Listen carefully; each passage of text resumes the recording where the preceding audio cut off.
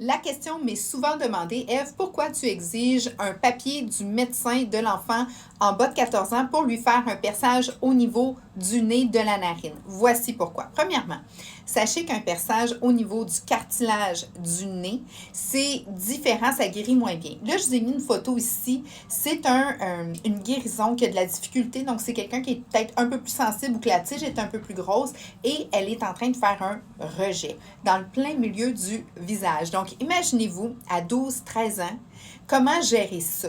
Donc, c'est important de savoir que le nez, il est plus particulier que les oreilles et il est en plein milieu. Donc, si jamais il arrive une situation fâcheuse où est-ce que l'enfant de 12-13 ans part, va jouer au ballon, va jouer au soccer, l'oublie, cloc, reçoit un coup de soulier, déchirure, un coup de ballon, cloc, déchirure, s'en va à la piscine, ils font la chandelle, ça s'amuse, ça a du fun, c'est l'été, tout est beau, pouf, une déchirure. Qu'est-ce qui arrive dans ce cas-là? Plein milieu du visage, premièrement. Deuxièmement, c'est un cartilage. Donc, c'est pas spongieux. Quand c'est déchiré, c'est déchiré. Ça prend soit des points ou soit une greffe. Donc, c'est important de savoir. Je sais que de plus en plus, nos jeunes, on les rentre jeunes dans du fast fashion. On les rentre jeunes dans des soins qui sont avant étaient réservés pour plus des adultes. Il y en a que ça ne dérange pas. Mais celui-là, le perçage de nez, ma propre fille, puis moi je suis maman, là, elle me l'a demandé, j'ai dit, il n'y en est pas question, ma grande. Puis elle dit, ouais, mais pourquoi? J'ai des amis qui ont 12 ans puis qui l'ont. J'ai dit, justement, j'ai dit, c'est très dangereux. J'ai dit, tu joues à ringuette.